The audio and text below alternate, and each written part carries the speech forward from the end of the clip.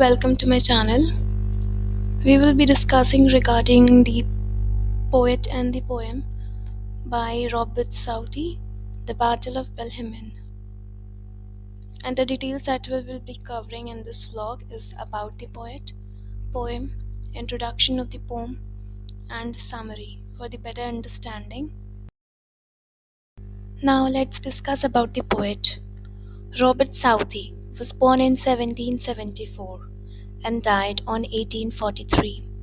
He was a prolific English Romantic poet, historian, and biographer, known as one of the Lake Poets with Wordsworth and Coleridge, serving as Poet Laureate from 1813 until his death. He evolved from radical youth to establishment figure, writing epic poems, ballads like the Injap and significant prose, including the Life of Lenson, admired for his versatility and skill, though sometimes criticized for compromising ideas for fame.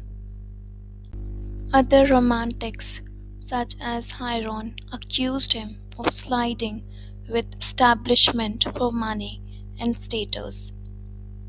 He is remembered specially for the poem After Blenheim and the original version of Goldilocks and the Three Bears. Now let's look into the poem The Battle of Blenheim. It was a summer evening.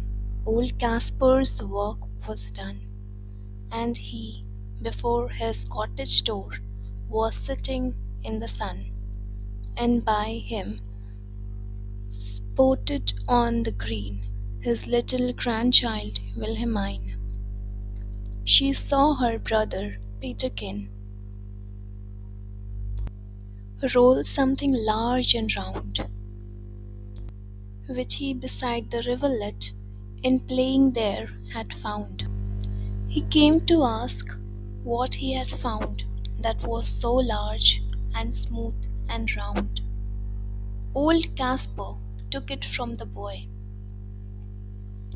who stood expectant by, and then the old man shook his head, and with a natural sign, "This some poor fellow's skull," said he, "who fell in the great victory. I find them in the garden, for there's many here about, and often when I go to plough, the ploughshare turns them out. For many thousand men," said he. "Now tell us what's that's all about, young Peterkin," he cries, and little Wilhelmine looks up with wonder-waiting eyes. "Now tell us all about the war, and what they fought each other for." "It was the English," Kasper cried, "who put the French to rout. But what they fought each other for, I could not well make out. But everybody said," quoth he, "that was a famous victory. My father lived at Blenheim then, yon little stream hard by. They burned his dwelling to the ground, and he was forced to fly. So with his wife and child he fled, nor had he where to rest his head. With fire and sword the country round was wasted far and wide, and many childing mother then and newborn baby died. But things like that, must be at every famous victory.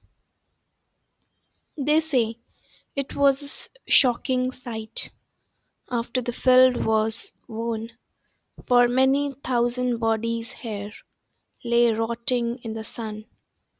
But things like that, must be after a famous victory.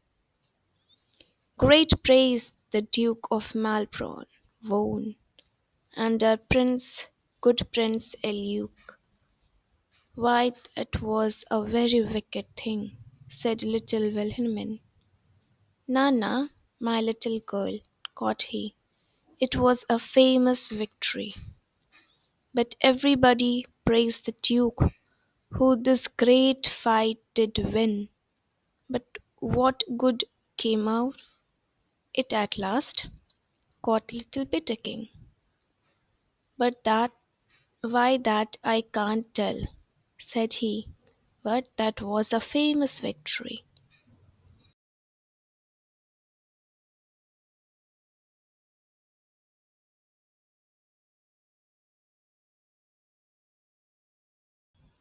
Introduction of the poem.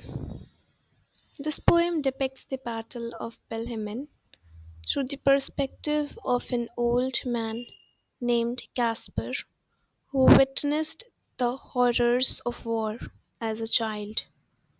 The poem focuses on devastating impact of war on ordinary people, revealing the irony and futility of military victories. The language is simple and direct, reflecting the narrator's perspective as an uneducated farmer. The poem's repetitive refrain, but things like that, you know, must be at every famous victory, highlights the absurdity and senselessness of war. Unlike Southey's other works, which often celebrate heroism and patriotism, the Battle of Blenheim critiques the glorification of war. It reflects the growing disillusionment with warfare during the Napoleonic Wars and aligns with the Romantic movement's emphasis on the individual experience and the horrors of war. Summary. The main character include old Casper, an elderly farmer whose father lived in Belhemen, called Wilhelmine by the English, and his granddaughter Wilhelmine and grandson Peterkin. Old Casper has finished his work and is sitting in the sun in front of his cottage, watching his little granddaughter Wilhelmine playing. Peterkin, his grandson, has been rolling a hard round object he found near the stream while playing there.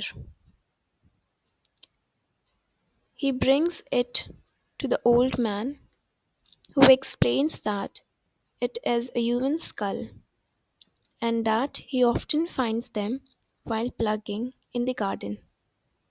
The grandchildren anticipate a story, and little Wilhelmine looks up with wonder waiting eyes.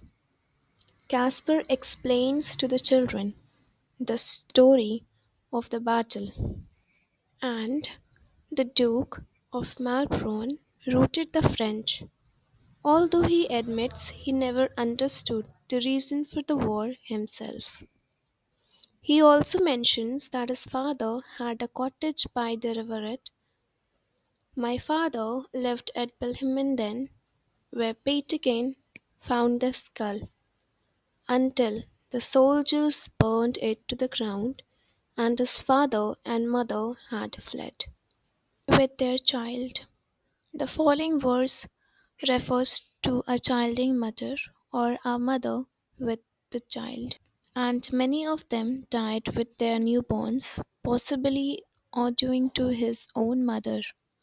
Thousands of corpses lay rotting in the fields, but he shrugs it off as part of the cost of a war. Wilhelmine says it was a wicked thing, but he contradicts her, saying it was a very famous victory.